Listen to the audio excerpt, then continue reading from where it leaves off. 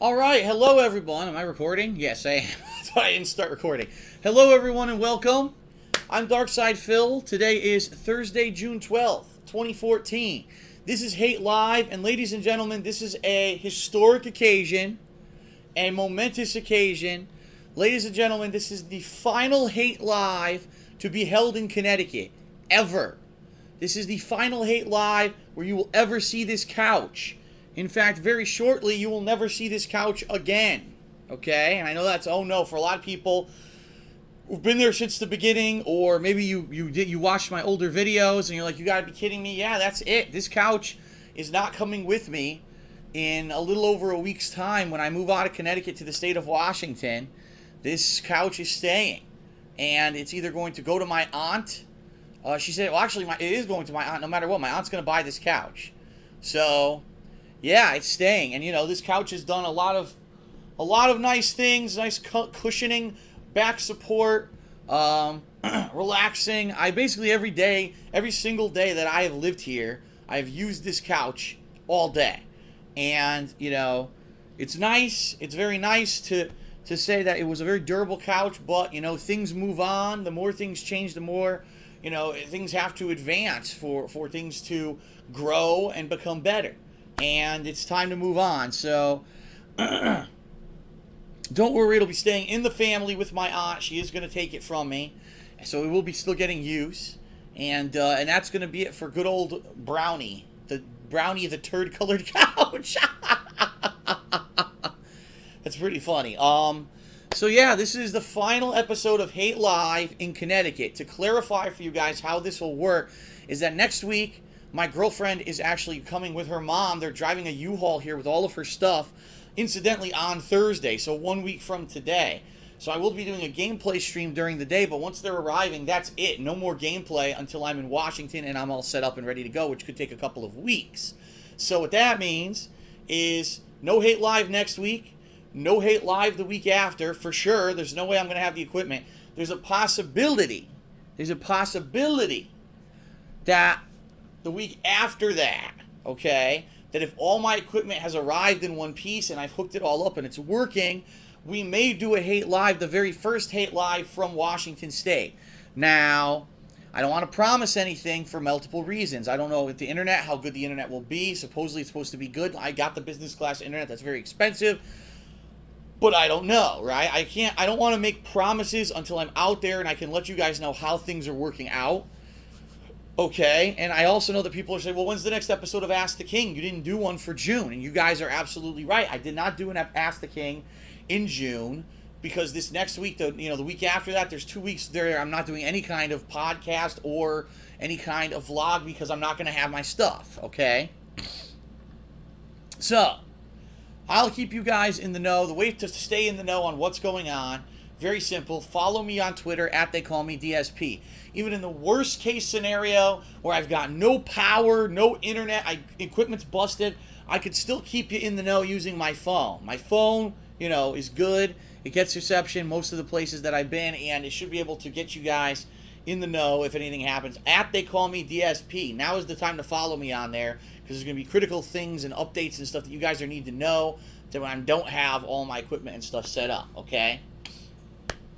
So I'm absolutely sure that when we return with Hate Live, it's going to be, first of all, a new location. Hate Live will be hopefully from my new office in Washington, right?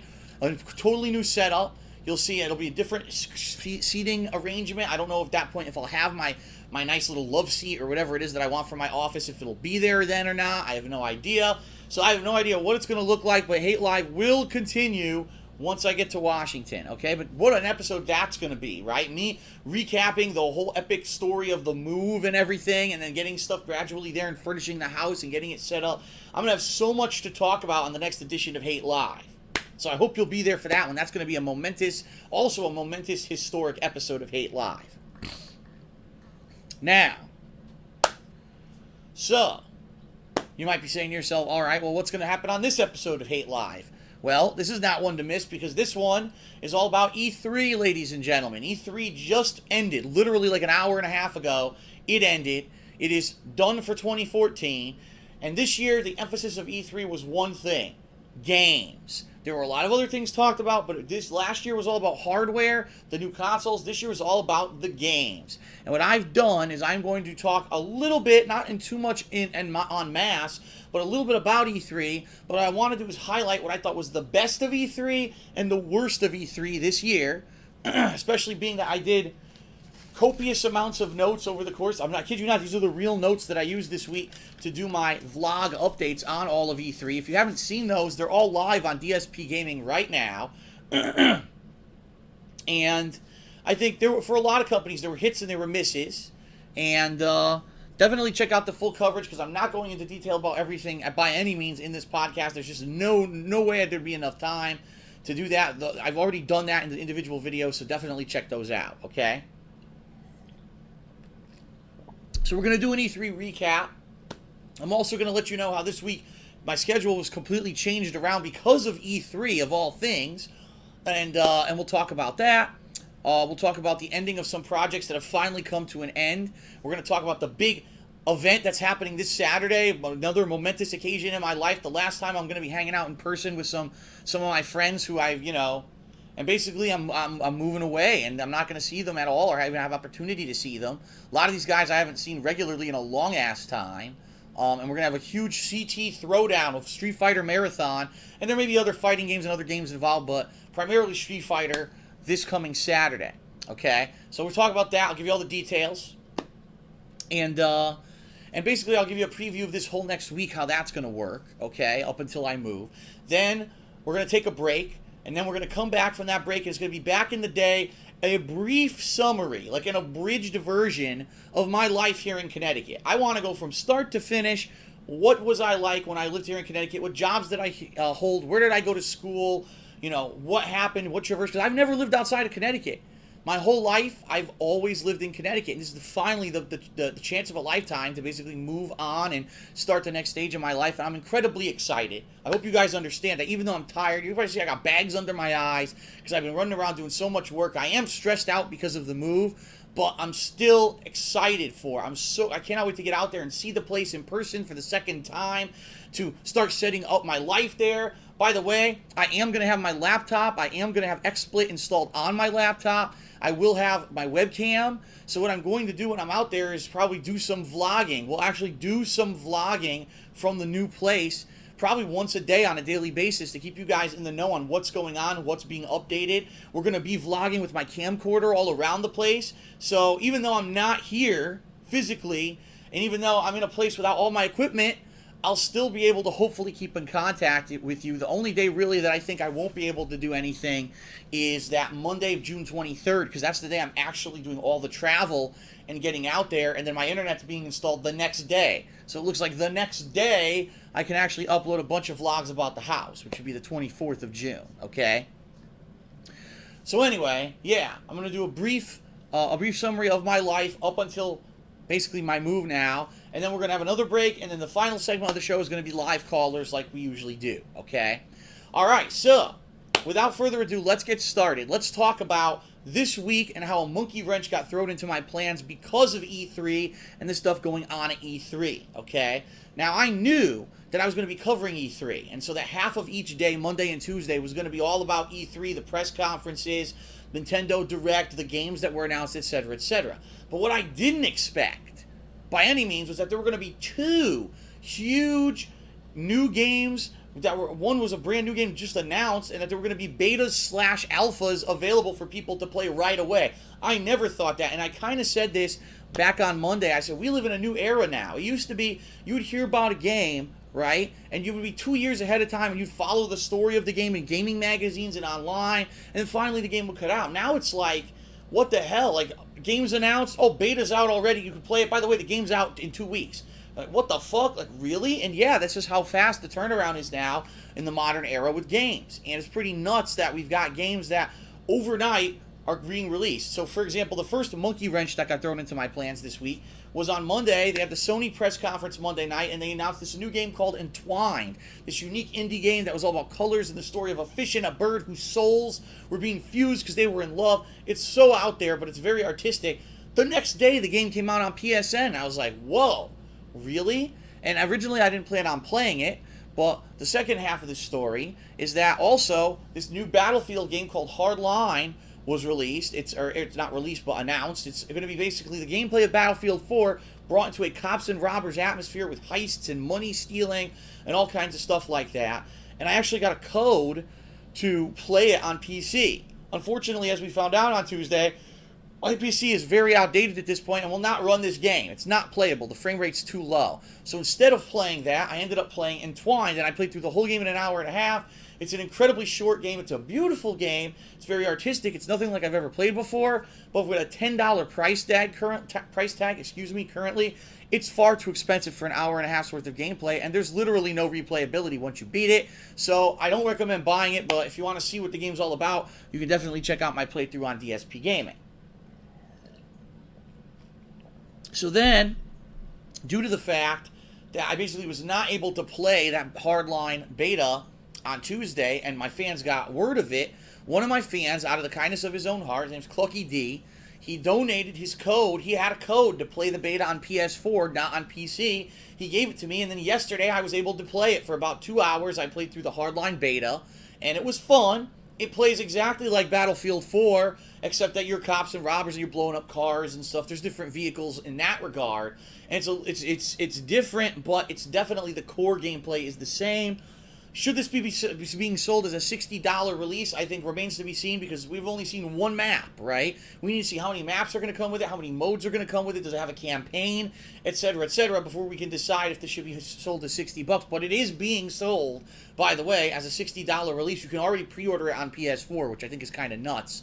So I played that, and then all of a sudden I got a code overnight again. Another fan donated to me a code to play the Destiny Alpha, which is now out as well. Again, all this stuff launched this week during E3. I played that today, and let me tell you that is something that it seems to me it has potential to be a great success, but it also has potential to be a huge failure, and I cannot foresee what it's going to be. The reason I say that, the game has two modes. One is a cooperative style MMO campaign where you're going through areas killing repetitive enemies, but you kill them and you get loot, and then you go and you take on special bosses and stuff to unlock mission rewards, and you get better loot for doing rewards. I want to say the closest comparison that I can bring to it when you're playing the campaign mode of it is Borderlands. It's actually like Borderlands, but it's a more realistic Borderlands. It's not overly cel-shaded or stylized. It's similar to that, and you can have teammates who you go and do this stuff with, and it's like Borderlands in that regard. On the flip side, it has a multiplayer, and the multiplayer, I shit you not, plays exactly like Halo. Even the vehicles are the fucking vehicles from Halo. And I hate to say it, but I don't know how Bungie, yeah, sure, they created Halo, but they sold it to Microsoft. So how Bungie could literally be taking the same gameplay elements from one game and putting them into another, I don't understand, because they don't own Halo. They sold it off, right? So why on earth are they basically making the same game? And so for me, I can see if you focus on the campaign, you've got a group of friends, and you're going through this similar to Borderlands, and you're having fun with it, it could be an amazing game, plus you've got multiplayer. But if you don't, if you're going to thinking about playing this solo or with randoms, and you've already played Halo before, I don't know if this will be a must-play game. Now, again, I only played like 1 or 2 stages.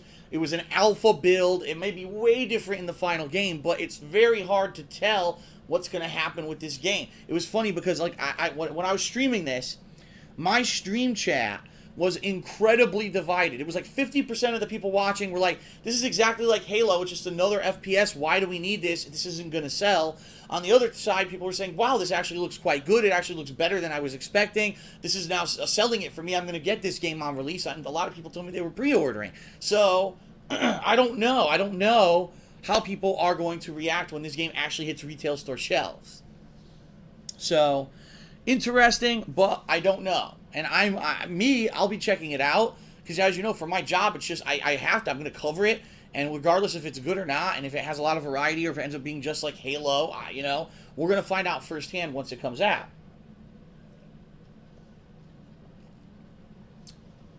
So, that's the deal. Those are 3 monkey wrenches that were thrown into my plans, and I played those things, but of course that meant that this week completely threw off my plans to play a game called Enemy Front, which was the only new release this week, probably because it is E3 week. And quite honestly, Most people looked into Enemy Front because they'd never heard of it and said, Phil, you don't want to play this game. It's rated horribly. It plays horribly. Everyone says it's a piece of crap. Which is a shame because I already bought the damn game on Steam, so I already spent my $30. And it's looking like, unfortunately, no one really wants to see it, and I'm probably never going to play it. So, them's the breaks. That's what happens. And in this case, it was just other circumstances interjecting, changing my schedule this week. And it looks like Enemy Front, at least for now, is off the table. Okay? All right, so now let's talk about what's coming up so you'll know what to expect in the next week until I move, okay? Tomorrow. Well, first of all, tonight, let's talk about. Tonight, we've got Hate Live, but I beat Watch Dogs today. If you didn't see the stream, I did actually finish Watch Dogs. Finally, after more than 2 weeks, I beat the game. And I did actually today, just so everyone knows, I did take some time out to do more side content, because there were 2 side content things. The privacy intrusions and also the QR codes that I wanted to complete both of those because I had gone so far in them and I only had a few left. So I did complete both of those, and then I finished the campaign. If you want my full thoughts on the game up to now, in the credits of the game, I gave a good summary, and I will be uploading those over the course of the next couple of days. So let me explain how this is going to work. Tonight, I'm going to upload 10 Watch Dogs videos. Tomorrow will be the conclusion of Watch Dogs on YouTube, because I already uploaded videos of Destiny earlier today. I don't want to upload 25 Watch Dogs videos now and have everyone's inbox is exploding. So 10 tonight, the conclusion tomorrow on YouTube. On stream tomorrow, what can you expect? Well, tomorrow I want to warm up for this big event that's going to happen Saturday, when I'm going to have lots of friends over to play Street Fighter and see these guys for the final time before I move. And I want to practice for that. So tomorrow's only gameplay stream, well, let me take that back. Today's, I can't speak English. Oh. Frustrating myself. Alright, tomorrow's first stream will be Ultra Street Fighter 4, probably some variety, although I may stick with a few characters to try to learn more about them. It's going to be me playing Ultra Street Fighter 4 online again for the first time in a week, okay? People loved it last week. You'll probably love it again. But I'm not uploading that footage right away. I'm going to save those videos because I know that with Saturday's event, marathon event going on, with those videos, that people will want to see those, and I don't want to have double Ultra Street Fighter uploading. So I'm going to save that batch of Ultra Street Fighter probably until during my move, and that's when I'll upload those, or around then, okay? So that's the one stream tomorrow, first stream. Then, after that first stream ends, I'm heading out to pick up all the supplies for this get-together on Saturday, including soda and waters and snacks and chips and, beers and things like that. Since I'm doing that, that means I won't be here right away for the second stream. Now, when I get back with all that, because, by the way, everything closes around 9:30 here anyway. When I get back from that, there's a possibility I will do a second stream, but it'll be a shorter one. It'll probably be a little bit of Drakengard 3 to give me a taste of it and to get back into that game. I haven't played it in a couple weeks now. Okay. Then Saturday is the big day. This is a big thing for me, guys. I hope you guys understand. The last time that in my life that I may see some of these people who are coming over on Saturday. So let me tell you the confirmed people who will be here, and then I'll tell you the maybe. So right now, confirmed 100%. John Rambo, OJ, Howard at some point. We're not sure when, but he will be here at some point. Joe, my friend Drew, my friend Kevin, both of which were old school. These are the guys who I grew up with. Drew I've known forever, since like grammar school. I knew him since arcade days. Kevin I met up with in the late 90s, and we started playing Marvel vs. Capcom 2 together, and we became friends. There's a possibility my friend Kong, who I used to also play Marvel vs. Capcom 2 and all that kind of stuff with, and I used to be friends with. We used to go to the movies and do all kinds of stuff together, but I haven't seen him in years. He may be coming as well. My friend Mayor McJustin, you guys may remember him from Street Fighter videos, from co-op of Dead Island 1, and other stuff he participated in. Yeah, we've seen him in a long time. He's going to be here for the event. My friend Nestor really, really wants to come, but it looks like, unfortunately, there was a group of guys who all wanted to come from Rhode Island area, who used to be people who I used to play competitive Street Fighter with all the time, but there were like 8 of them, and I told them, listen guys, no offense, because I'm not trying to be a dick, but I can't have 8 of you show up. There's too many, my place is tiny, there's boxes all over the place, 8 of you plus the other 8 to 10 people who are going to be here, we're not going to fit. There's no physical way we can fit all those people in one building. So Unfortunately, they kind of backed out, so now Nestor still wants to come, but he doesn't have a car right now, so he might have to take a bus down. By the way, Nestor is Coruchado. He's my friend from the old Street Fighter days. It's funny how we met. We used to be rivals. We used to hate each other and make fun of each other in the Street Fighter community, but then we started respecting each other and realized that we had a very similar sense of humor. We became great friends, and then after that, we've hung out and done stuff, and we played. I mean, there's been co-op playthroughs with him. All the Call of Duty stuff that I've done has Coruchado in it. And so he really wants to come. If the worst case scenario, he said he'll bus it, but he wants to be here. So he's going to try to be here for Saturday. We got a few maybes, like my friend Walter, who used to be around those early days. He was around all the time to play Street Fighter, but then we kind of fell out of touch. He may be coming by, and a few others, but it's looking like roughly, when you tally up everyone on your hands, maybe 8 to 10 people. If a lot of people show up who, maybe just got it by word of mouth, maybe like 15 people. But I mean, 8 to 10 people is a good amount of people to be playing Street Fighter and rotating around and eating and drinking and having food and just having fun. I think it's going to be a lot of fun. And I'm glad that I get to see these guys for I don't want to say for the last time, because that just sounds so sad and cryptic, you know what I mean? Like, oh my God, I may never see some of them again, even though it is a true statement. But I would like to think that people like OJ and John and Howard, that somehow we'll see each other again someday. So there you have it. I mean, from what I remember, I believe that OJ and his girlfriend Carol Ann actually go to PAX Prime, or if they don't go every year, they go every once in a while. So maybe that's an opportunity. PAX Prime is literally held 45 minutes from my new house in Washington. So there you have it. So that's going to be good. And the way we're going to handle it is it's going to be a marathon stream all day. Now, I may not be supervising the stream. I may not be here sitting and looking at the laptop all day, but we will basically be doing Street Fighter and or other gameplay all day long. We're going to have this webcam will be set up. I'm not sure where yet. I have to find a safe place to set it up so that I can like pan it around the room and show everyone who's here and what everyone's doing. But yeah, it should be a great marathon stream. The final CT Throwdown, I'm calling it. And if you want to see some cool fighting game footage, a variety of people playing the game, different characters, not just me and my play styles, but other people as well. If you want to see, some of my friends kind of together for the last time, this is your opportunity. So, Chip, I hope you can be here this Saturday. And I will be recording it as well. If you can't see the live stream, I will be recording segments. And no, it's not going to be 5,000 individual matches of Street Fighter. Trust me, I'm not going to be sitting here, record, stop. No. I'm going to do it, I'll do half-hour increments. Every half hour I'll walk by, let me start a new video or whatever, So that's how we're going to handle it. And it will be uploaded to YouTube, in chunks over the course of the week. So that way it's not every day that's all you see, okay? Okay. So that's Saturday. Sunday, I'm going to be honest with everyone. I don't know what's happening Sunday. I would promise you this. I will do a weekend preview video. And it's the final weekend preview video that'll be held here in Connecticut.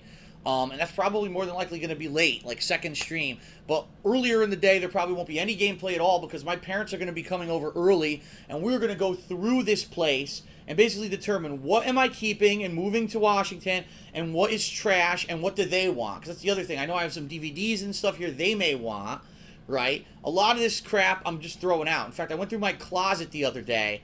I spent a good hour going through my closet in my bedroom, and I threw out 3 giant trash bags of stuff. I said, this stuff, I'm never going to use it again, or it's outdated, or, it's junk. It was funny. I found a little mini freaking netbook, which I don't even sell netbooks anymore. I found a little netbook that runs like a piece of shit that I'll never use again because I have a tablet. So stuff that you're just tossing, and I tossed a bunch of stuff, okay? So this is going to happen on Sunday, which means probably no gameplay stream early Sunday. If anything, what'll happen is later on in the day, I'll go to dinner with them. When I get out of dinner, I'll do weekend preview. And then there's a possibility that after the weekend preview, I'll do something. But I'm not making any promises, okay? Monday will be Drakengard 3, okay? Now, I don't know if I'm going to play it all day. I'm thinking if I play a marathon all day, I may beat it. But at the same time, I do realize that there's only one new game next week, UFC. And maybe I should balance Drakengard with that over the course of the week. I'm not sure yet. I'm thinking about it. But Drakengard 3 will be that Monday, okay? And then Tuesday, Wednesday, there'll be the balance of UFC with Drakengard 3 until, I beat Drakengard, I guess. And then, up until Thursday, and that's going to be it for streaming, right? Whatever stream it is on Thursday before my girlfriend shows up, that's going to be it. Now, some people have been saying, but Phil, aren't you going to do a final condo tour? And the answer is yes. what I will do is the movers are either coming Saturday or Sunday. Whenever they're gone and all the stuff's out of here, I'll do a final walkthrough of the condo and say, look how different it looks now that all the stuff's gone, right? And that'll be the final adieu to the condo. And then there will be no new footage.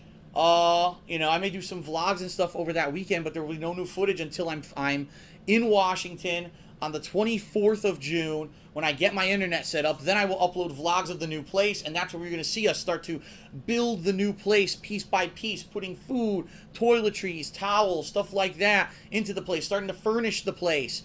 I actually, by the way, I have an update, something that I did not talk to anyone about this week, really, because I didn't really have an opportunity to talk about it, so I may as well talk about it now before we start talking about E3. I'm going to get a new car, and I know what it is, and the only reason I'm doing it is because this is the only way for me to get out of paying a ton of extra penalties on my lease. I'm getting another BMW, if you can believe it. But here's the thing. Here's what happened this week. Let me explain. This Monday, I was supposed to bring my BMW into the local dealership and say, okay, evaluate it, and if it looks good, they were going to see if I could trade it in and get rid of any penalties or whatever for trading it in early, because I actually still owe the lease until mid-October, but that's like a couple $1,000, you know what I mean? I don't want to just throw away a couple $1,000. So I go to bring it in, and the guy who sold me the car 2.5 years ago recognized me, walked over, I explained the situation to him, and he says, if you get a new BMW, we'll ship it across the country for you, and you can have it delivered in Washington, and we will get rid of all of your lease problems whatsoever. You'll have no penalties. You won't owe the rest of it. By the way, because interest rates have gone down in the 2.5 years since I got my old BMW, I'm going to pay less on the new one than I do on the current one. I was like, what?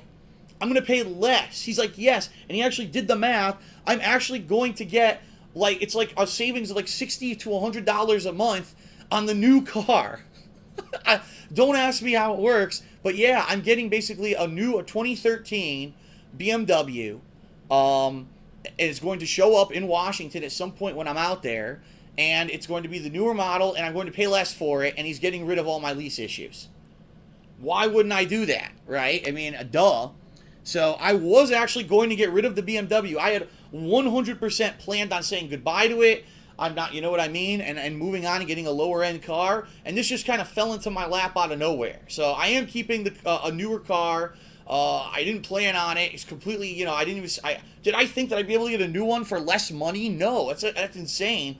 But this is how it worked out. So actually what's happening right now is they're trying to locate the model that I want with all the features in Connecticut. Once they have it, I have to trade my car in that day when I'm flying out, and then they're going to ship my car across the country, which takes like about a week or two. But it's okay because I got a rental car for a week anyway, so I think we should be good.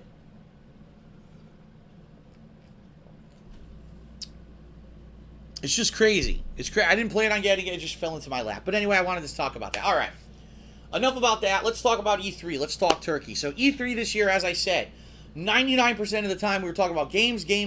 And that's good. Because I think last year the main problem that people had with E3 was, okay, it's all about the hardware, which is fine. We need to know what was coming out with the new consoles. But everyone was TV, movies, bullshit, crap, who cares? TV tuner through your fucking console. And Sony's bringing their exclusive Sony Pictures line of stuff to no one cares.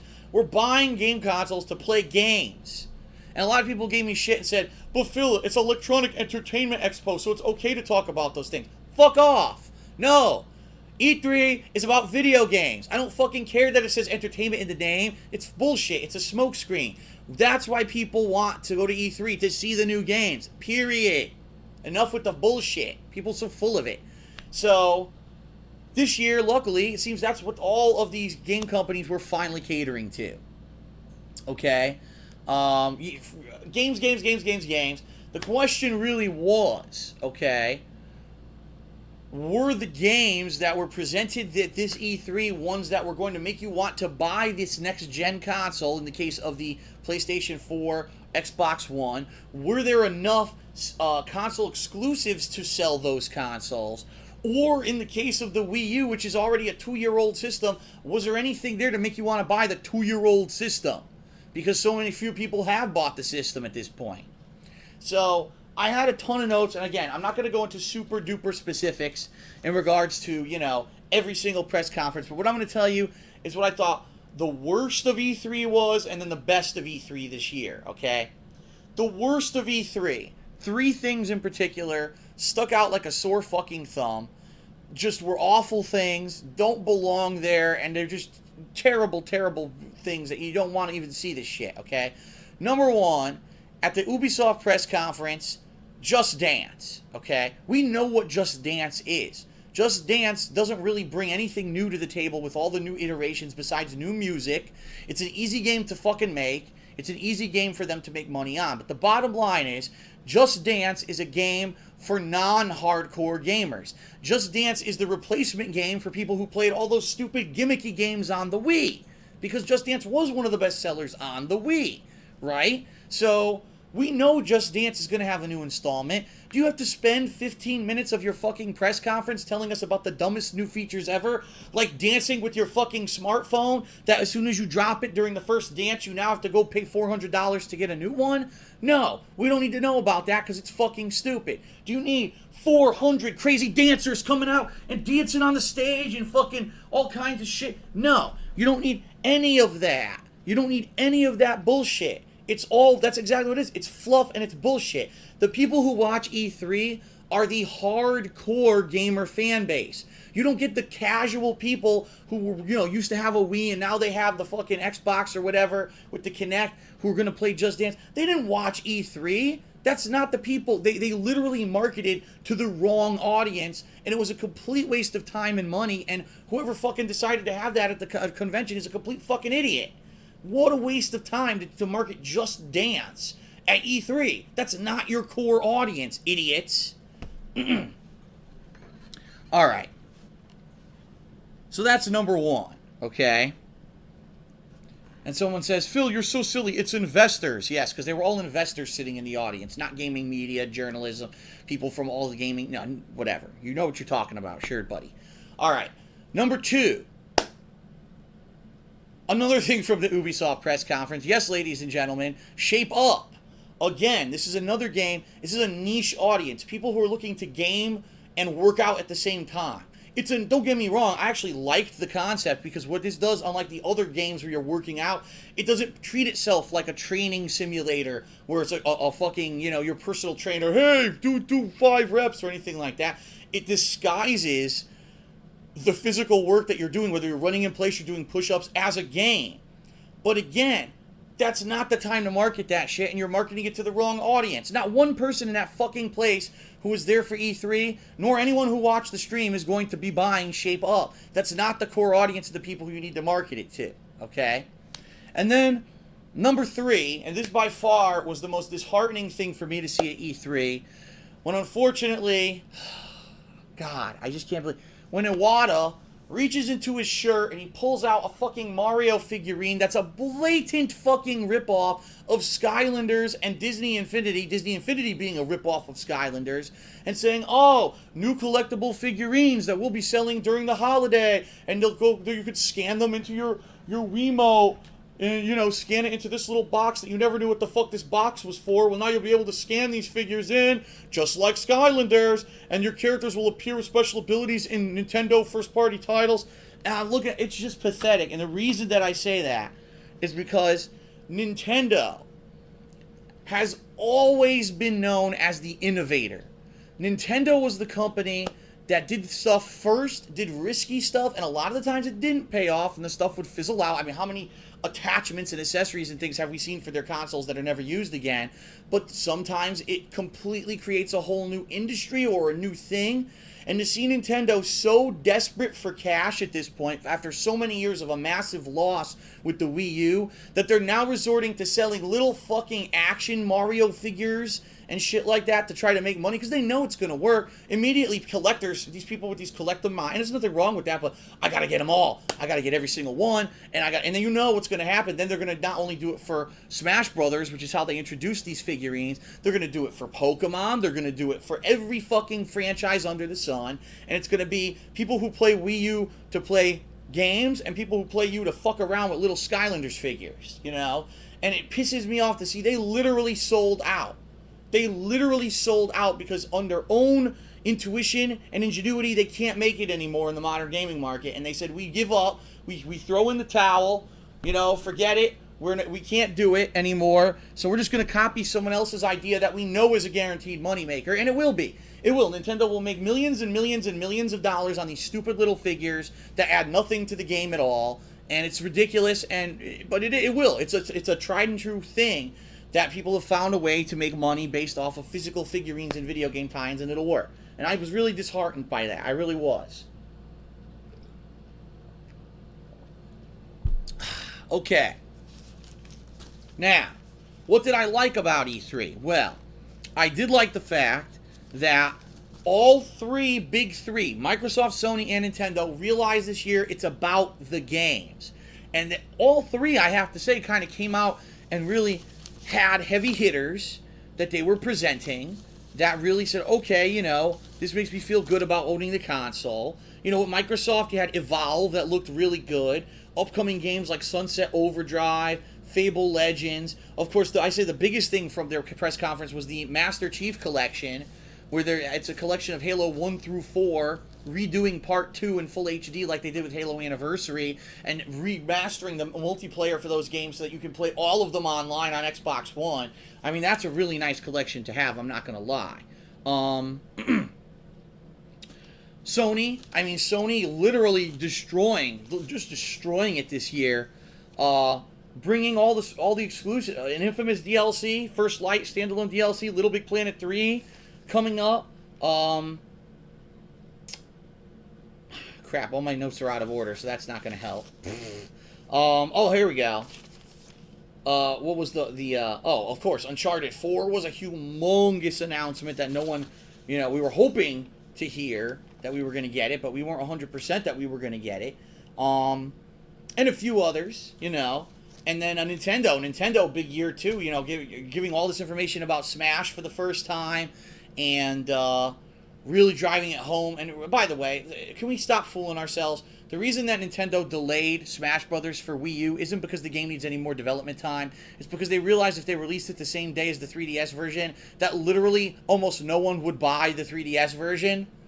Duh. Why would you buy the same game for two different consoles? Just buy it for the core console, which is the Wii U, right? So they didn't want the sales from one to cannibalize the other, so they delayed the Wii U version several months. So they figure, oh, well, everyone will buy it in anticipation of the Wii U version. Everyone will buy it on the 3DS first, play it for a few months, and then buy the Wii U version. And quite honestly, I think that's exactly what's going to happen. And I think it's ingenious on their part that they did that. I think they made the 100% right decision, and they're going to make money off of it, and everyone's going to buy it twice. Guess what? This guy's buying it twice. I know I am, because I want to play it on 3DS and I want to play it on Wii U. So I'm going to have it on both. Okay? But yeah, even Nintendo coming out with some real original stuff. I know they had the new IP that was called Splatoon, giving more information on Xenoblade Chronicles X, which is now called that. You know, the new Zelda they finally showed off. They hinted at the new Star Fox. So, you know, I think every company this year knew exactly what E3 was about. Now, if you want my honest opinion, did any company really, like I said, if I didn't own the PS4, the Xbox One, or the Wii U, would anything at E3 that was presented sell me to buy the system right now? I would say for both Xbox One and PS4, the answer is no. Really, right now, even with the lineup that they're announcing for the rest of the year, this real system sellers that I'm thinking of in my head would have been Batman Arkham Knight, which just got delayed till 2015. The possibility of something like The Order 1886, which isn't until 2015. You know what I mean? When's the new Halo? I don't know. It doesn't even have a freaking date, so who knows when that's coming out. But for the Wii U, the possibility that it will be Smash Brothers that is the system seller. That will finally be the game that tips the scales on hundreds and hundreds of thousands of people rush out and buy a Wii U. In perfect timing, because it's coming out near the holiday. They'll probably have a Smash Brothers holiday bundle, I'm sure, to try to sell more consoles. So we'll see what happens with that. But I really have to say, the games that were presented were good, but there was nothing that was like, wow, this is a totally new IP and it's blowing me away and I've never seen anything like it and I can't wait to get my hands on it. I didn't get that feeling from E3 this year. It was more like, okay, good. These are coming out for this year. This will be out 2015. Well, that's all well and good. And it was just kind of happy but not ecstatic. You know what I mean? But it's good to still be happy. It just would have been nice if something made me ecstatic and blew me out of the water and got me all hyped, which I'm really not right now. But it is looking good. The rest of this year should be good. I have populated my gaming calendar, and more than likely in the next week, when all the game websites, news websites update their gaming releases based off of the E3 info, I'll be repopulating this calendar and doing a video of that before I move, so everyone knows exactly what to expect in the coming months and the rest of 2014. Okay. Okay. So that is it for the first segment. Not much else to talk about. Let's take a quick break. When I come back from break, it'll be back in the day where we're going to cover basically a summary, like I said, a quick abridged version, summary version of my life here in Connecticut. Some of you might hear stuff you've never heard of before, things that you didn't know about me, and we'll go from there, all right? So thanks, everyone. I'll be back in a few minutes. If you're watching this on Twitch TV, just stick around, and I'll be back in a few minutes after the commercial break. If you're watching this on YouTube, take a look at the timestamps in the description of the video. You can click on it and skip right ahead to the next portion. No need to sit around and wait, all right? See you in a few minutes.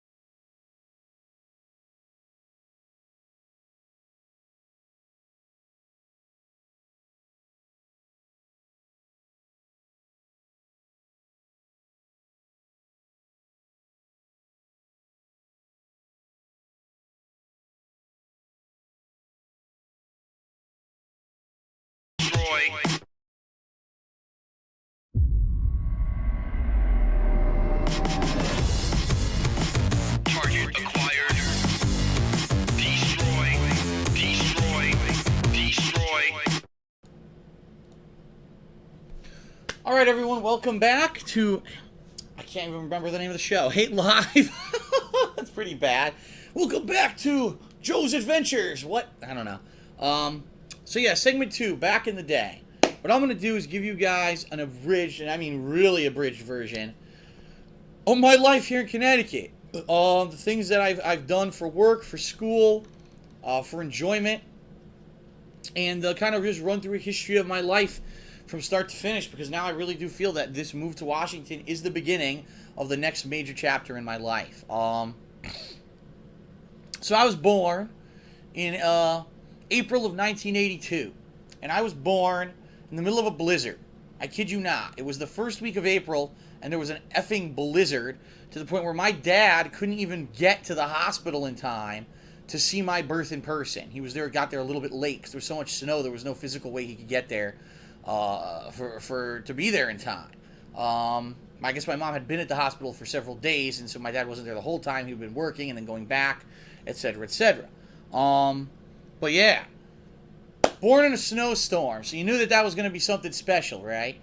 And I grew up in Bridgeport, Connecticut. At that point, I hate to say it, at that point it was a great neighborhood. Lots of friendly people of all kinds of cultures, of all kinds of nationalities and ethnic backgrounds. Although there were a lot of people that were Italian and Polish, but there were also, African Americans, there were Hispanics. There was a lot of variety of the people who lived around my neighborhood. And I remember growing up, when I was a small child, I was a huge fan of action figures. If you could get me G.I. Joe, He-Man, Transformers, any of that stuff, I was in love with it. And then I remember the first major fad in my life was when I saw the Ghostbusters movie, which I saw after it was new. I saw it, on television or whatever, and I freaking loved it. I fell in love with it. I would sit there and watch the damn movie on loop, sometimes 2-3 times in a day during, the summer. And it was pretty crazy that I would go on these crazy, trends, and that was one of them. Ghostbusters, and of course the Ghostbuster cartoon came on TV, Ghostbusters action figures, and I was all over the Ghostbusters. I even remember saying, I hope one day they make a Ghostbusters 2, and then finally they did, and it was the best thing ever when I started seeing the previews for Ghostbusters 2. I had local friends in the neighborhood. My next door neighbor's name was Ned. He was a little bit younger than me, a few years younger than me. 1 or 2 houses over, there was a kid named Raymond, and he was a real close friend of mine. He would come over all the time. We would play video games. We would play action figures. We would do all kinds of stuff together. There were other neighborhood kids as well that would come by every once in a while to play stuff, but it wasn't. It was usually that was the core group, the 3 of us. And as you grow up, you start going to school. My first school was St. Ambrose School in Bridgeport, Connecticut. It doesn't exist anymore. It closed down. And I started there in kindergarten, which when I was 5 years old, and I actually went there all the way through 8th grade. So you're talking 5 years old all the way up to, what is that? 14 or 15? I think it's 15, right? 15 years old, 14 or 15. So that's a good chunk of my life. That was a good, 8 years, if not more, that I went to this school. It's a big run, right? What other things can you say that you actually did for your life for 8 years? Pretty crazy.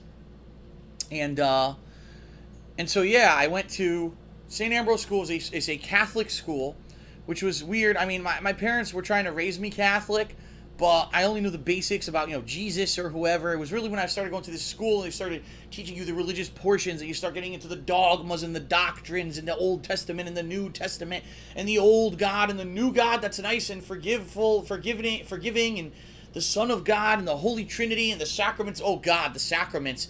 How I had to do all that stuff, and it was first, getting Holy Communion was the most important thing on the planet. I remember when I did it, and man, it was pretty crazy. It was pretty crazy doing all that stuff. And then finally, when I graduated from St. Ambrose School, started to become a little bit more independent-minded, started to think a little bit more about, when I go to church, what is it that I'm really doing, right? I'm sitting here on a Sunday. I just remember, I remember this one particular Sunday. I'm sitting there at church, and everyone's, they're singing, and they're saying their prayers, and blah, blah. Half the people, I swear, they're falling asleep. Half the people are falling asleep in church, literally. They just don't give a shit. They're only there to go through the motions. The other half are, like, so into it or whatever, and I'm like, if you really cared about people, wouldn't you be, like, doing something right now? Like, instead of sitting in church, all kind of, like, reciting at the same time like a cult, why don't you go work in a soup kitchen on Sunday and help people? You know? And I just remember that striking me. I was like, why am I here? You know? Like, I could be doing so many better things with my life than sitting in a church and chanting this thing in unison, you know? And that was kind of like the dawn of, like, independent thought for me, you know? Where my whole life I had been raised by my parents and their dogmas and doctrines and then the Catholic Church and all that. And there was just this epiphany that happened to me that there may be better things in my life that I could figure out for my own rather than just listening to what everyone told me, right? And I started becoming a rebellious youth. I'll be honest. I started becoming a rebellious youth. And so I'd say probably about midway through high school, I started to, how can I explain? I started to just kind of like almost rebel. Meaning, why am I doing everything that I've been told my whole life? In high school, by the way, I went to another Catholic school course. This is all my parents' idea. Another Catholic school, Notre Dame Catholic school in Fairfield, Connecticut. Completely, them doing shit and telling me what to do with my life. And I just basically remember going to this school, and the first 2 years of going to this school, I busted my ass, okay?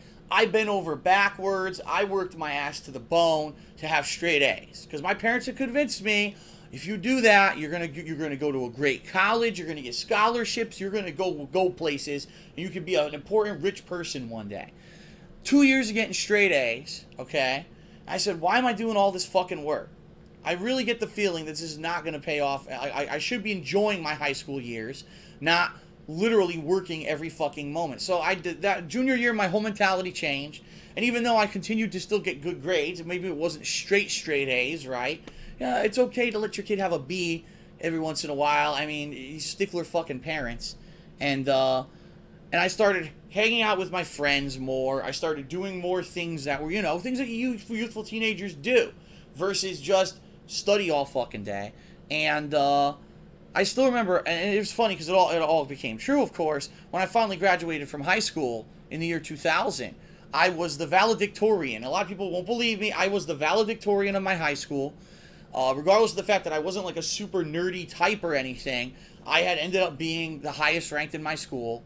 And I didn't get accepted to any of the high-toity colleges, which if you're supposed to be the smartest person that you should get into, right? Yale rejected me. Harvard rejected me. There were 3 of them. I can't even remember what the third one was. But every Ivy League school that I applied to said, no. When you want to know why they rejected me, it's this simple. Because I'm a white male.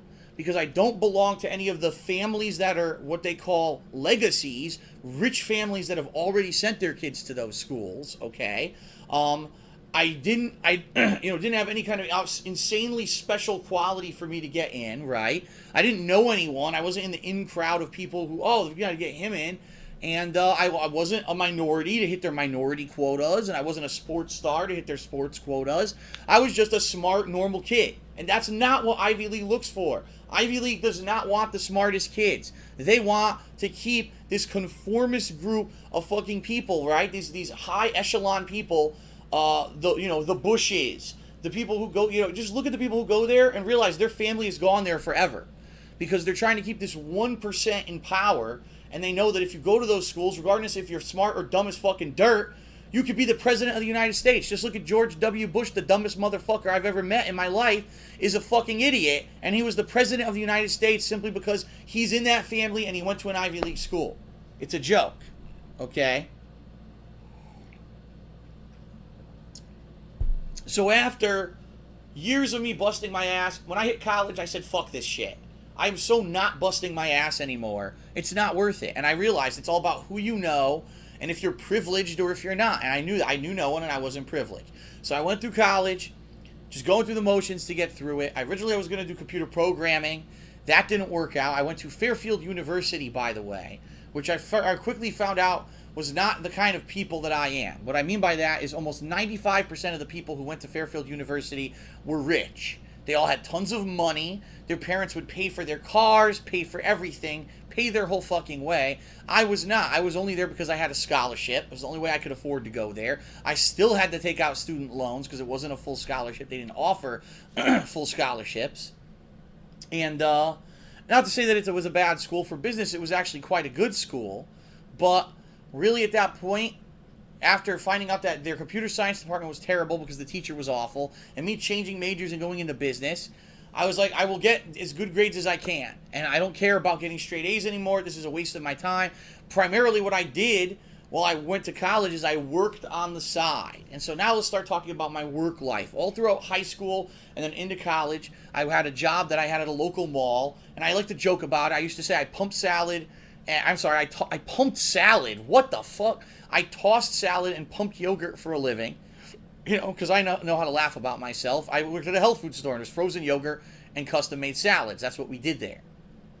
I did that for almost 5 years, making minimum wage the whole time.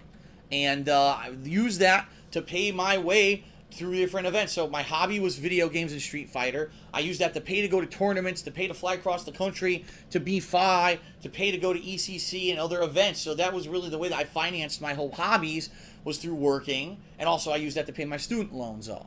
And then when I was in college, I remember I wanted to do a slight upgrade during late college, so I quit that job. I eventually got a job at Circuit City, which doesn't exist anymore, but there used to be an electronics chain very similar to Best Buy, where, you know, they had cameras, they had laptops, they had TVs, they had DVDs, music, CDs, stereo systems, they had a car department, all that stuff. And I actually worked at Circuit City for about, I believe it was about 2 years through college, until finally at the end of college, when I graduated college, and I said, well, I have a degree in finance now. I fuck it all if I know what to do with it. Because when I went to start applying for jobs, it was, well, do you want to work an unpaid internship for a year? Like, well, how do I do that? I can't pay my bills. I can't pay off my student loans. I can't pay for anything if I have an unpaid internship. How do they expect me to be able to do it? So I couldn't. I couldn't do any of the internships.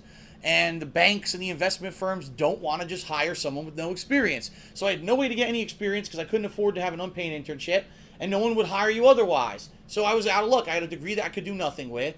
So eventually I ended up working for a company that I thought had to do with finance, and really it had nothing to do with it at all. It was Wells Fargo Financial, which was just a mortgage company where you would give mortgages to people, small loans, unsecured credit cards. I worked there for about a year, only to find out that really the purpose of that business was to be a predatory lender and to actually lend only to people with low credit. So really what we would do is we would find people with low credit scores who were desperate. We would give them loans on their houses that were extremely high value on their house, put in all their debt, and then next thing you know, the market fell out and everyone's houses got foreclosed on because they couldn't afford to pay the payments and they had no equity in their house anymore.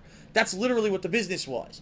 So after a year of being there and me having major disagreements with the manager because he just did not like me, I ended up leaving that job. That was incidentally the year that ties into last year's story about Evo 2005, because that was the year that I did Evo 2005 after leaving that job, but before I went on to my next one.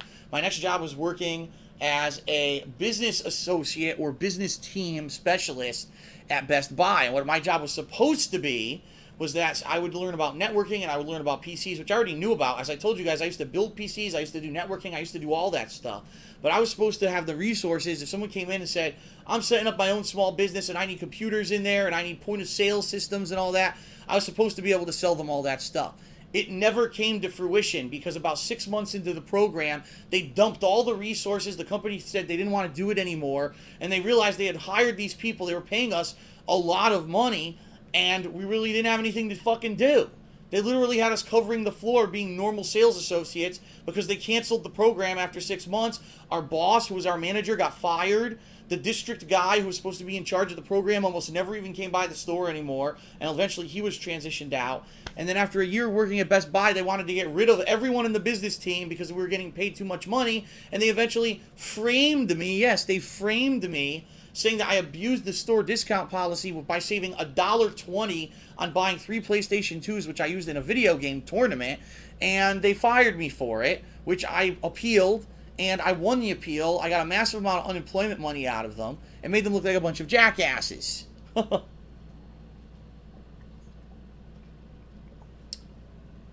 So, some crazy stuff I've been through in my life, right? So then, to give you some perspective on how this has worked, I lived with my parents my whole life, up until I got that job at Wells Fargo Financial. During that period of time, I moved out of my parents' house, and I actually got a 3-bedroom apartment, which I shared with 2 roommates who were other employees of Wells Fargo Financial at the time, and that was up in New Haven, Connecticut, okay? I had that apartment for a year. Unfortunately, one of the roommates wasn't very reliable, and he wanted to move out, and we were going to get stuck with an apartment with an extra apartment. And at that point, I stopped working at that job, lost that job, and started working at Best Buy. But what I found out working at Best Buy is that even with the amount of money they were paying me, I wasn't making a hell of a lot of money, and I really couldn't afford to have this apartment. In addition, because I had to leave that other job, and as I told you, to go to Evo 2005, I had racked up my credit card bills like sky high. I owed a ton of credit card debt, and I really couldn't afford the apartment anymore. So I ended up, when I got the Best Buy job, moving back out from New Haven, back in with my parents. So how many people in life can say that they moved out of their parents' house, they felt like they were going to be successful on their own, things didn't work out, and they had to move back into their parents' house? That's literally what happened to me. Then I ended up finally getting a job after the Best Buy debacle at a place called Helicopter Support Incorporated. This was also in Bridgeport, Connecticut. Actually, I take that back. I think Helicopter Support was just over the Trumbull line. So they were considered Trumbull, not Bridgeport. Okay? And this job was so different than anything I'd done. Customer service. So you're the face of the company to the customer. Customers would come to me and say, Phil, I have a helicopter, and I operate it myself, but this particular part broke. My mechanic told me this part broke. What can you do for me? And I would go out there and look, do any companies have the part available? Do we maybe have the part available? Because we had a huge inventory of helicopter parts in our inventory. If it was a really expensive part, like a helicopter blade, that costs so much money to make that no one wants to buy a new one, we had an actual shop where people worked on helicopter parts and blades and stuff like that, where we would talk to them, gee, do you have a refurb? Do you have something available that we could get this customer right away as a more inexpensive way to get them flying again? And that was my job. I was basically the go-between between customers and our company, finding parts for people and getting those parts out to the operators. What ended up happening was that 3 years into me being at this job, which I got nothing but great ratings, promotions, all kinds of great stuff, the economy turned. And when the economy turned, unfortunately, what ended up happening was that the company had record increase. I'm doing it the wrong direction. I was doing it the right direction. Record increase sales, and then it plateaued, and then it went because no one could afford to operate a helicopter anymore because the economy had turned in the United States. So this company that at one point when I started working there was prosperous, record year, after 3 years of me being there started to tank. Unfortunately, during that period of time, I decided to buy this condo. So finally, after moving back in with my parents for like 3 years, I moved back out again and moved into this condo into the summer of 2009. And as you guys know, it was during that period of time that I started doing YouTube as a hobby. I also hurt my back, or didn't really hurt it, but I found out about the severely herniated disc in my lower back, and found out that I couldn't do physical stuff anymore, like play football or anything like that. So I ended up doing a lot more less physical activities, like gaming, a hell of a lot more. So I buy this place in 2009 and, start doing my thing with YouTube and everything in it. In fact, I still remember when I had the office job, when Batman Arkham Asylum came out, I actually took the day off of work. I took 2 days, actually, off of work just to play Batman Arkham Asylum, because I knew it was going to be great. And you know what? I don't regret it at all. Even though they were my vacation days and I used them to play games, it was worth it. That game was great. The playthrough did well. You know what I mean? It was that kind of stuff that got me notoriety on YouTube back then.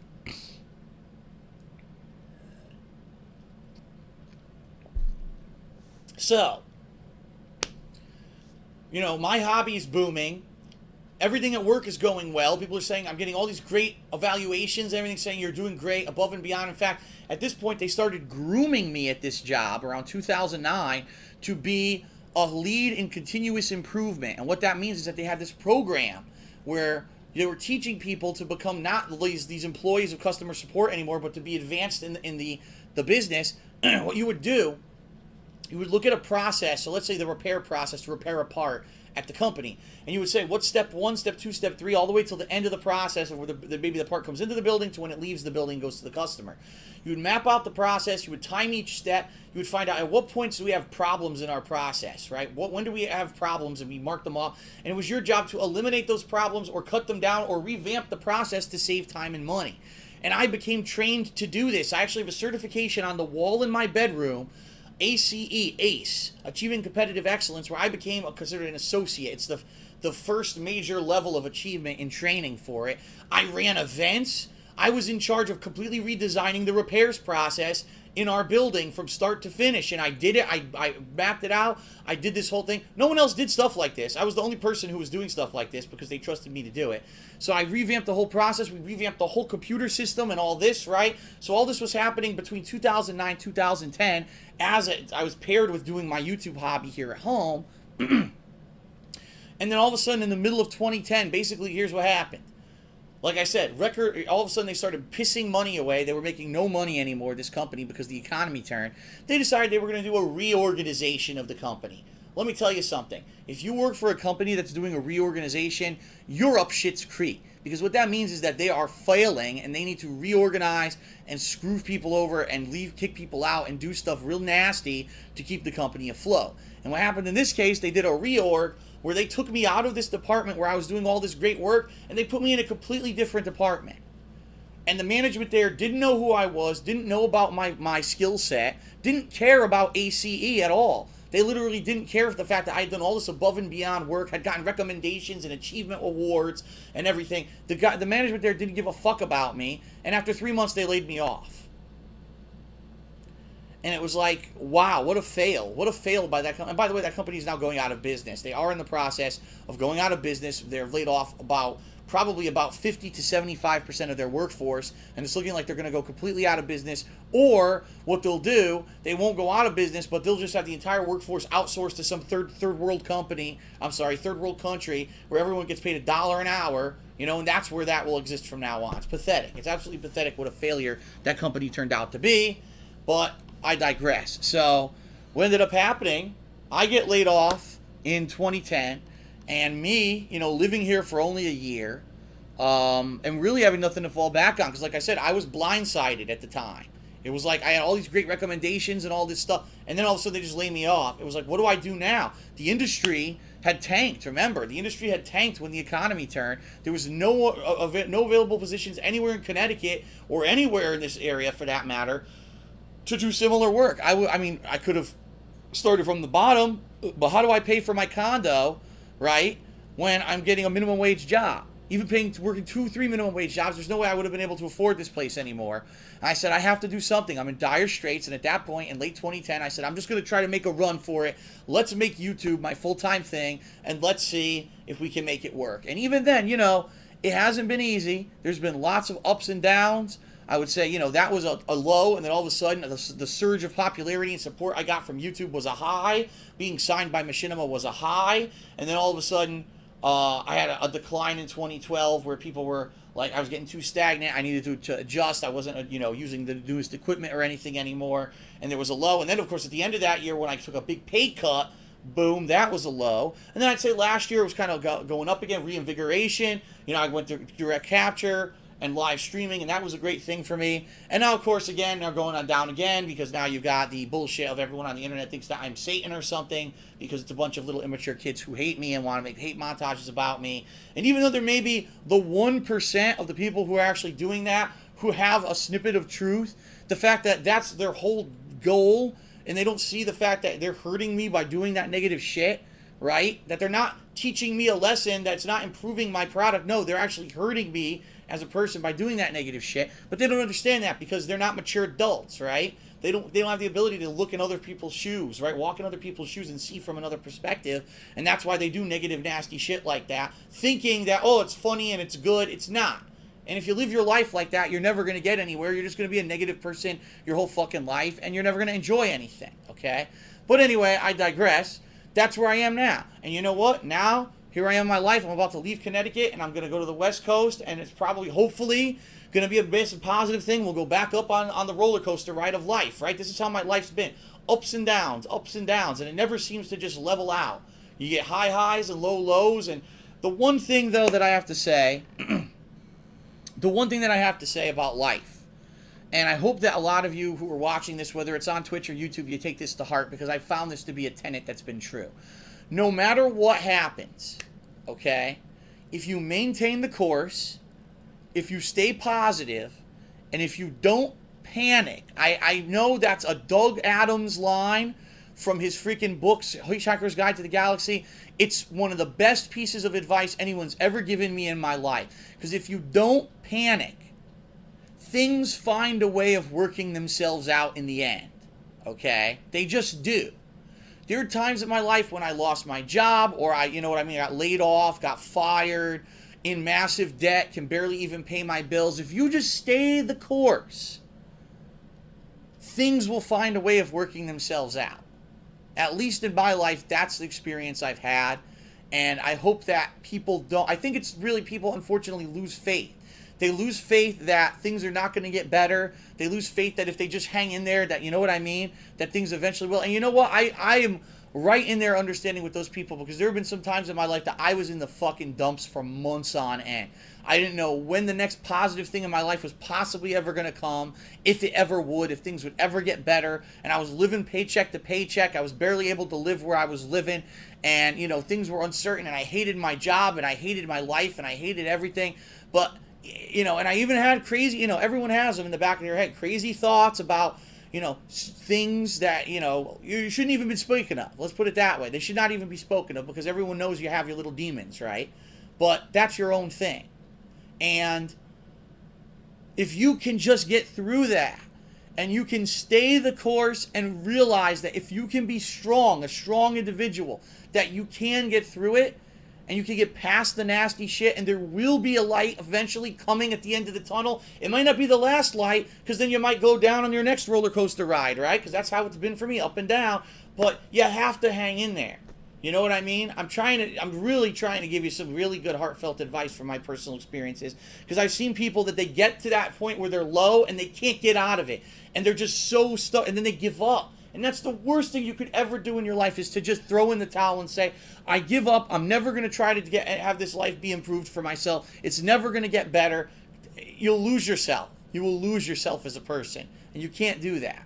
On the road of life, you've got to maintain the course. You've got to stay positive, and don't fucking panic and lose it, because things will work out. There are good people on this planet. I know that you may not believe it, especially if you're in a dark part of your life right now. There are good people on the planet Earth who care about others, who will help you, okay? Whether it's your parents, whether it's your friends, whether it's a stranger on the street who's a good Samaritan, there are good-natured, good-hearted people. And you may not find them on the fucking internet, on YouTube or Twitch. You may find the most nasty, negative elements there, okay? But out of those 5 million assholes, there's one nice person who matters and who cares about you. And those are the things you have to focus on in life. And don't get derailed, and don't get sidetracked, and don't get focused on the negative. Things will get better if you hang in there and you don't panic. Okay? Alright. Well, if anything, all these years that I've done stuff on the internet, I at least hope that every once in a while, when I try to give you a snippet of wisdom, that it helps you in your life. Because really, I didn't have anyone in my life, quite honestly, I'll be honest with you all, besides maybe every once in a while a little thing here or there from my parents. I didn't have anyone in my life who was guiding me or who was helping me, and I had to find a lot of this shit out by myself. And there were a lot of dark times. I mean, I'm speaking from the heart here. There were a lot of dark times in my life where it was like I did not see the light, But now, being that I've come out of that shit, and I am in a better place, I can say there is light. There is positivity and light and goodness, and you just got to hang in there to get to it. Don't panic, and you'll get there. Okay? All right, I guess that's it for this segment. Let's take a short break. And now people are saying that I'm the new Bo Dallas. Oh. All right, yes. Take a short break. Take some time to Bo leave. We'll be right back. If you're watching this on Twitch, stand by for a short commercial break. If you're watching this on YouTube, you can use the timestamp to jump to the next portion. We're going to have about 15 to 20 minutes of live callers coming up right after the break. I'll be right back.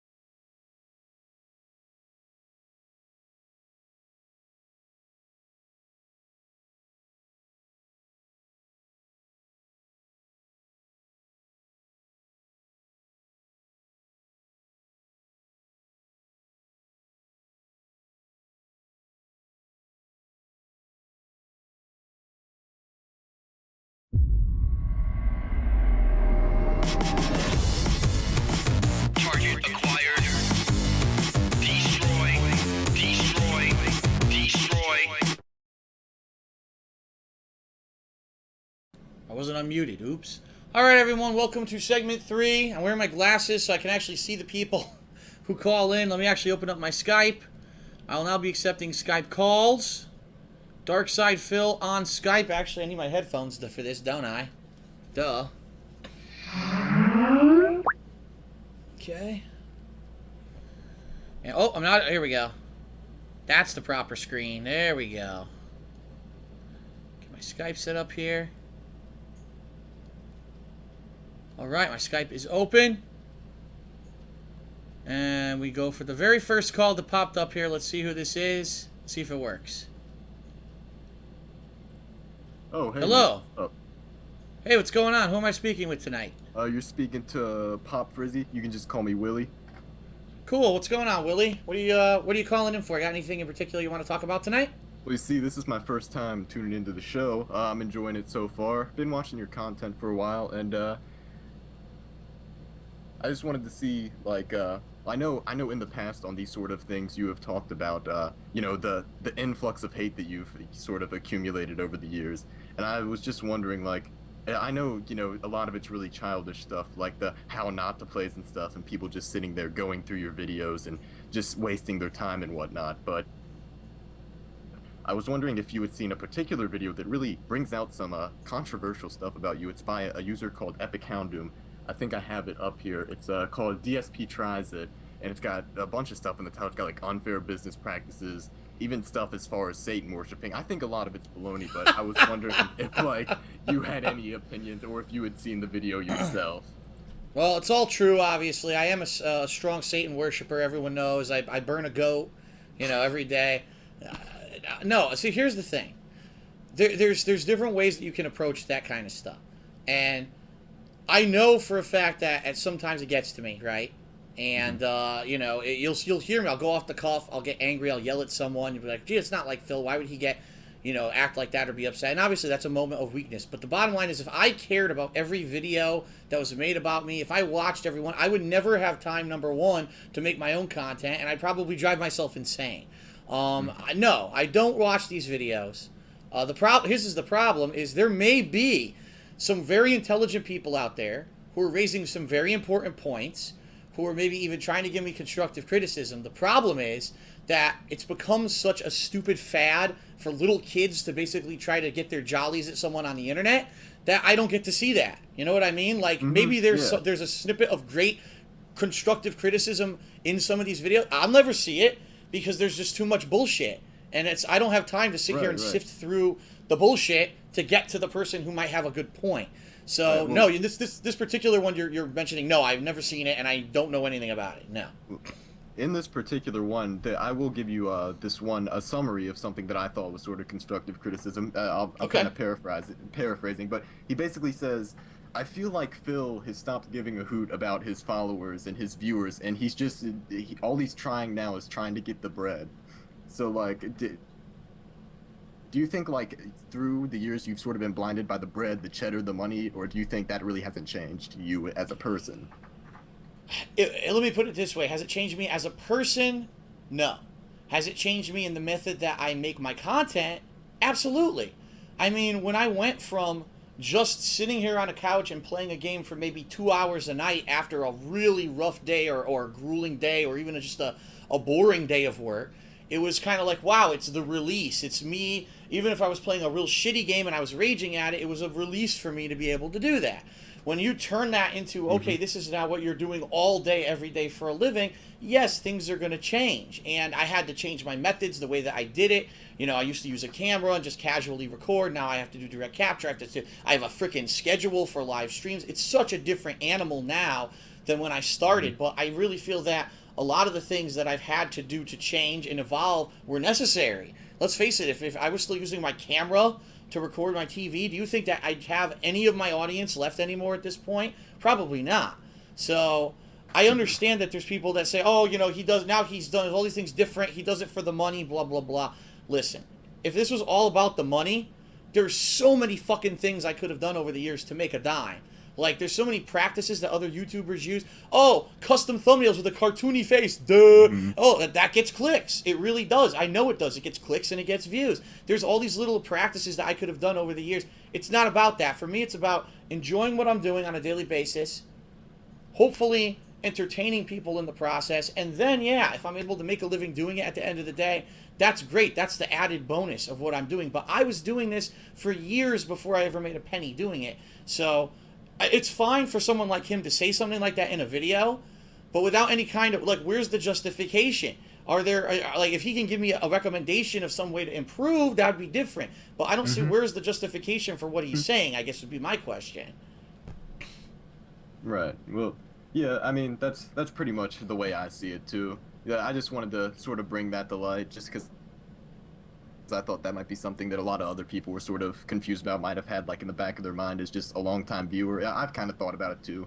But, you know, I think you're still out there flying high. So thanks for taking my call, and I'll let you get to some other people. All right, thank you, sir. Thank you for your call. I appreciate it. All righty. That was a good one. This is what I've always told everyone. Trust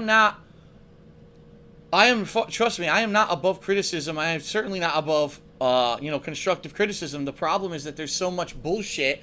How do you get to the constructive criticism? How do you know what's constructive and what's not? What's intended to be genuine and what's just a barb at you, you know? All right, we got a bunch of things popping up, and I cannot, okay, now I can't even tell. Now they're overlapping each other. I was going to answer this one and a different one. Let me try to answer this one. Oh my God, this is a mess. Look just how it popped up. Okay, there we go. Hello. Hello. Yes, hello. Who am I speaking with? This is Mark. What's going on, Phil? Hey, Mark. What's going on, man? How are you tonight? Not too bad. I've just been watching the stream in the Heat Spurs game, so not a very good game right now. But yeah. Anyways, so Murder Soul Suspect. I really like how you actually kind of called out the reviewers on this. As far as I look at this, and I look at a game called Gone Home, which you did play.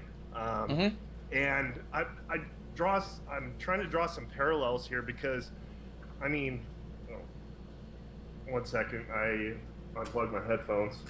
Oh, no, oh God, no, I'm super loud. All right, no problem. Okay, sorry about that. That's okay. So, anyways, basically you have like a lot of bias towards these reviews. And I'm not going to be like, I'm not against the LBGT community, but Carolyn Pettit did that actual review on GameSpot. And, hello? Yes, I'm here. Oh, I'm sorry. Anyway, she did that review on GameSpot, and that game was very controversial because it had two lesbian characters in it. Right. And, I mean, that actual reviewer, is transgender and everything. She gave that a 9.5. I don't know. You never actually reviewed that game. You did play it. And I was kind of thinking about some of your thoughts as with the bias in the media. I think a lot of people were giving that game a great rating because there's this whole movement of gay rights and everything. And to be honest, I thought it was a good game, but they were talking about it being game of the year. And it's unbelievable to me that you have a game like Murder Soul Suspect that gets no respect, and you get that following as far as the reviews go, and people just jump on the bandwagon. So I just wanted to think about your thoughts on Gone Home, and basically the whole bias in media as far as gaming media and reviewing games. Well, it's funny that you're bringing up this comparison because I never even thought about it that way. But you're absolutely right. If you think of the core gameplay concept of Gone Home and the core gameplay concept of Murdered Soul Suspect, it's pretty much the same. It's basically you're investigating something. You need to find out what's going on. There's a mystery involved. You end up going through an area. You're going through drawers. You're going through things to find collectibles. The collectibles are proving things about this background story of the game, right? And so finally, once you get these things that you find throughout the house, it unlocks the supplemental story of the game, and you find out what's really going on. In Murdered Soul Suspect, of course, it's actually more than that. You've got a little bit of stealth gameplay with the demons, but for the most part, you're walking around, you're trying to find collectibles. The collectibles that supplemental story, and eventually you find out what's going on with this murder mystery. But why is it that a game like Gone Home gets, oh my god, 9.5 out of 10, while Murdered Soul Suspect gets shit on? And really, it's very situational. I think you hit the nail on the head here. What happened was, Gone Home was a game that dealt with an issue that almost no video games have dared to even touch up to this point. Exactly. And by the way, I'm not saying the game was not good. I loved the game. I thought the game was a very well done, well paced. That the narrative was actually uncovered at a great pacing, and that there was enough suspense. The way that they did it, the fact that you could only go into certain portions of the house at a time before you found out more of the story, and then finally, oh god, is there a ghost in the house or whatever? And of course, it was. I don't want to spoil it, but they did it well. It was well done, but. Did that game receive over amounts of praise in the gaming community or the gaming press, the gaming media, because of the subject matter? Versus now you got a game like Murdered Soul Suspect. Oh, well, it's supernatural. We've seen that before. It's collection quests, and we've seen that before. And the game gets shit on. And I 100% believe that there is a bandwagon mentality when it comes to gaming media. Whoever basically gets that advanced copy of the game and gets the first couple of reviews out is going to end up being that definitive golden standard by which everyone else who reviews the game needs to hold themselves against. And it's wrong, because you shouldn't care about what anyone else thinks about a game. You should be reviewing it for yourself, from your own personal experience with games, from the objective standpoint of how many actual hours of gameplay is it? Is it longer or shorter than another game? What kind of style of game is it? There's facts that need to be listed as well as your personal take on it. And what I think happened with Gone Home was, okay, here's a 2.5 hour long game. It was whatever, $10, $15. It's a great thing for you to just sit down in one sitting and play. It gives you a little bit of emotional feel on you, because it's this unique story of this person who is trying to identify themselves and find themselves in life. And you get a couple people who like the game, and next thing you know, that's it. It's the bandwagon mentality. It's the best game ever, the game of the year. Yeah, that's like my whole issue is like best game of the year. Come on now. I mean, it was a great game, but it was. I thought there was some bias in that review. And it just kind of frustrated me. And I look at this game that's literary in nature, just like Gone Home, and you get a 6.5, and it just to me, it just didn't make any sense. But that's how it goes. Gaming media will continue to be unprofessional until the gamers demand it. Right. If the gamers all stood up collectively and said, as collective, we're not going to go to IGN anymore, because whenever I fucking go there, for example, every AAA FPS always gets a 9 or 10 out of 10. No matter what. It doesn't matter what it is, it gets a 9 or a 10 out of 10.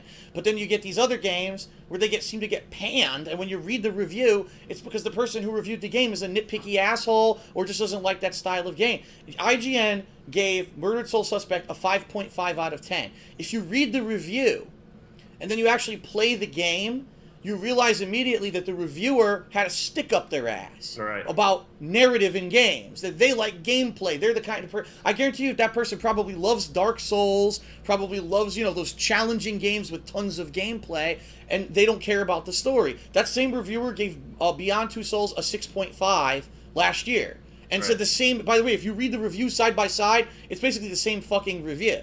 It says, not enough gameplay, too easy, you can't fail, horrible, bad game. So the fact that IGN was the first place to review the game, though, then created the bandwagon mentality. Oh, well, IGN's reputable, so whatever they say must be right, and now we all got to jump ship, because if we say it's an 8 or a 9, someone's going to say, oh, how could you be so different from IGN? And it's disgusting. And again, gamers need to stand up collectively and stop being sheep, stop being told what's good, and instead think to yourself, what do you like, right? And base your gaming decisions off of that. If you like narrative-based stories, find someone who's going to tell you this game is narrative-based, and then go play that game. Don't say 5 out of 5 because it says it on Metacritic, and then never play the game. There's too many people, they hear a number, they see the number, and they just will not deal with it anymore, because they, I can understand it's a bad economy. We don't all have money to drop on 100 games, you know what I mean? But you got to think for yourself, especially when you got an unprofessional group of people who are in charge. Collectively, we shouldn't be putting up with this bullshit in 2014, but we've got a long way to go. Gaming, relatively, as a business, is actually new. It wasn't until recently that video games started making so much money, and we're going to see these kind of growing pains over the next couple of decades until things get a little bit more fleshed out, more mainstream, and then hopefully we'll start getting more professionals in there doing the reviews. So. Right. Yeah, I think there's too many genre specialists. Personally, I like your style where you play a lot of different games and you have, I think, a more holistic view on gaming as far as, you like different games and you understand, where the game's trying to go, and that's why I watch you most of the time. So, but I'll let you get to some other callers. I just want to put my 2 cents in. I'm glad you took my call, though. Very good. Thank you very much for calling. That was a great question, and have a good night. You too. All right, very good. That was a great topic to discuss. That was very pertinent too of the stuff that's been going on. All right, we'll take about 1 to 2. I'm going a little bit late here, but I'll take 1 to 2 more callers because I did, only answer 2 so far. So give me a shot over here, Darkside Phil on Skype. See who pops up here. Oh my God! Excuse me, that was disgusting. Oh. Oh, all right, here they come. They're starting to pop up. Here we go. Whoa. Hello. Phil. Yes, hello. Who am I speaking with? Rick Grimes fan. Are you a fan? Rick Grimes fan? Anyway, I was just curious if you had any near-death experiences. Ooh. Like, have I had a near-death... yeah, I have, actually. I have. When I was in high school, I got into this really, really, really bad car accident. I was driving on the highway. Well, it wasn't really a highway. They called it a parkway. It wasn't like an elevated. It was ground level, but it was very fast driving. I was going probably about 65. And as I was driving, there's only 2 lanes. And this guy was probably, I'd have to say, like 5 or 6 car lengths behind me. So I went to do a safe lane change. I turned on my left blinker. I started the lane change. And he must have fucking floored it. Because when I was just starting to inch into the left lane, he was about to hit me. So I swerved to avoid the collision. Unfortunately, I overcompensated on the wheel. Bounced off the right-hand side of the freeway. Skidded, lost control of the car. Once you hit the divider, that's it. Skidded all the way across. Boom, hit this side. So basically, my car was destroyed, okay? So I don't even know what's going on. And then next thing I know, I look and a car hits me again. So it was like, hit one side, crash to the other side, one kid's not looking, boom, that kid drives into me. So direct impact of the door, like right into my body, okay? So the car is a piece of mess. It literally, people told me, they drove by the freeway that day, and my car, the best way to describe it would be this. So if my car normally looked like this is what my car looked like. So people were driving by saying, someone's dead, right? Someone's fucking dead. There's no way. But I remember I regained consciousness pretty quickly, and I was bleeding all over the place. My whole head was all gushing blood. I was all chopped up. And I couldn't get out that side. I crawled out this side. Some kid had stopped his car. He ripped his shirt off, gave it to me. I was trying to stop my head from bleeding. And basically I went to the hospital, and miraculously, I mean, this was a fucking miracle. Not a broken bone. The only thing that was really wrong is that the airbag, when the airbag had deployed, instead of the airbag going straight, it somehow went sideways. So since it deployed wrong, it had cut the whole side of my face up. So that's what it was from. It actually wasn't from glass or from the door. It was actually the airbag had burned and cut up the whole left side of my face. And, but I mean, my arm was hurt, my leg was hurt, but they weren't broken or anything. It was like a miracle. And it was really surreal to me because, a lot of people at that age, I was 17 years old, they think they're invincible and they think they're going to live forever and all that.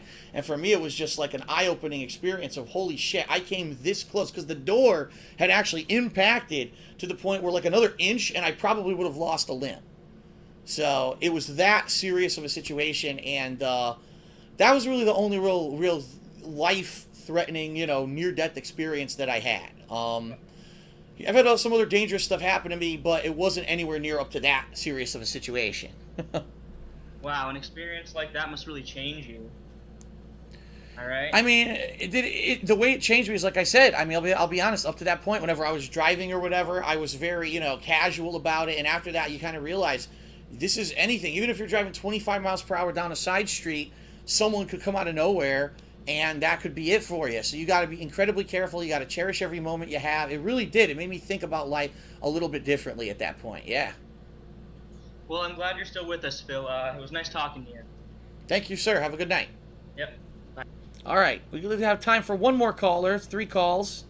I don't even remember if I ever told that story here on Hate Live or anywhere, so now you know the truth about that. All right, we'll get one more call here, so let's wait for one to pop up.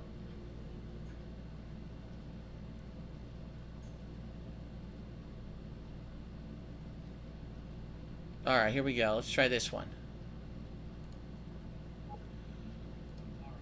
Hello. Hello. Hello. How are you tonight? Who am I speaking with? Oh, this is Derek from Alberta, Canada. What's going on, Derek? How are you? I'm doing pretty good. Well, the first question I have for you, Phil, I guess is an advice question. I'm looking to actually buy a house, and since you're in the same boat, I was wondering, like, what are like the most important things that you'd have to do when you're purchasing a house? Because I'm not moving across the country, so the whole moving thing isn't a problem. But I was wondering, what's the most important thing you have to do when you're purchasing a house? There's a ton of factors that come into play. There's a lot of things that a lot of people don't even really think about until it comes time when you're already in the middle of the process, and then you find out. For example, you got to find out, first of all, is your house in a flood zone? Because if the house you're looking at is in a flood zone, immediately that's extra hundreds, if not thousands of dollars a year of extra insurance that you're actually required by a mortgage company to get right off the bat. And actually, I didn't know about that when I had moved into this condo, and I got hit with it about 6 months after living here. They said, you got to purchase special insurance. I said, well, this is bullshit. That's an expense that I had never counted on. You got to think about not only what is the cost of home itself, but what are the costs of the taxes on the place, because that's different from wherever you're living. Especially in the United States, from state to state, taxes could be literally like very small in one state and double or triple in the next state, depending on how the state budgets their income. You got to think about insurance on the home as well. But usually the good news is insurance is not that big of a deal, especially if you're living in like a condo or a townhouse like I am, because usually anything that's like structural is covered by the association. But if you're buying your own house for yourself and you're not going to be in a condo or a townhouse, now, okay, what's the cost to insure this whole house? The structure, the insides, what's the value of the stuff on the insides, fire insurance, stuff like that. Location is everything, because you might find a place that looks beautiful, that is a great price, and right across the street is the trailer park where they regularly burn broken down cars. And that's literally the situation that I had. The very first house that we looked at in Seattle. Beautiful house. It's over 2,000 square feet. So immediately we're like, wait a minute. For the price of this house to be over 2,000 square feet, this isn't making sense. We looked, the house is beautiful. The only thing we didn't really like about the house is the carpet. It was like a shag carpet. We didn't really like that. And we're like, we don't understand. How could it be this price? And we look out the fucking window, and there's little shacks. I swear to God, it looked like it was a different world across the street. Little shacks, literally a broken down car. Something looked like there had been a fire in a yard 2 nights before. And I'm looking at it, I'm like, I don't, that's a liability. And not to say anything negative about those people, but what's the kind of crime rate in this area? And, now that you got this nice big condo across the street from a place like that, what are the chances that they're going to leave you alone? What kind of noise? Noise is a factor. What kind of noise are you going to have in the area? You may go and visit a house and see an open house at noon, but what they don't tell you is that there's construction that goes on from 5 to 9 a.m. every day. So you try to get some sleep, and you're like, pounding outside and everything. Yeah. So there's a lot of factors that come into play. Ultimately, if you find a really good realtor, the realtor will find out all this information for you. That's the whole point of the realtor, is not only are they supposed to just show you the house, they're supposed to get all this background information for you, so you have a full picture of what you're looking at when you actually go to see a house in person. And it was tough. It was about, I'd say, probably 2 to 3 months where Leanna's my girlfriend, we're sitting on a real estate website looking at potential homes, saying what's viable budget-wise, what can we afford monthly, but not only budget-wise, is something too many square feet for us? What's too much? What's too little? What are we really looking for? How many, I don't know what your situation is, how many people, if you're living alone, if you're going to be living with other people, how many bedrooms do you need? How many bathrooms? Also keep in mind, a lot of places are different. Some places you have to pay for electricity, for water, for gas, for heat, and other places a lot of that stuff is included. Here, in fact, at this condo, the water is included, but the electricity is not. So there's so many factors that come into it. I've pretty much just touched the tip of the iceberg there on the stuff that you really need to look into. But you got to be careful if you are looking for a place. The one thing I would say is this is probably the best piece of advice I can give you. Don't jump at the first place that looks good, because what you're going to end up doing is rushing into something, and then, for example, like that first house that we went to see looked great, you know, beautiful, huge square footage, great price. If we didn't take that extra time to look at the other houses and say, okay, it was ended up being house number 3 that we actually picked, you know, and yeah, you might fall in love with a place, but still, if there's other options, take a look at a bunch and be able to weigh and balance them against each other, the positives and the negatives. Chances are you're not going to find the place that's 100% exactly what you're looking for. You may have to compromise in some areas to get other things, but overall, there's probably a place out there for you. All right. Well, thanks for the info, Phil. Thanks for taking my call. I appreciate it. Don't want to hold you up any longer. So, all right. Thanks. Thank you for the call. You have a good night, sir. Yeah, have a good night. All right. Well, I think that is going to be it. I've now gone about 15 minutes over where I usually go here. I think that's going to wrap it up. I'll take this off. Those are noise-canceling headphones. It's so weird to be having those on when I'm not gaming. All right, so thanks, everyone, for watching Hate Live. Again, the last episode in Connecticut ever. There will not be another episode in Connecticut. The next time that you see Hate Live... Sorry, I'm going to close Skype because now people are trying to call, and it's going bonkers here.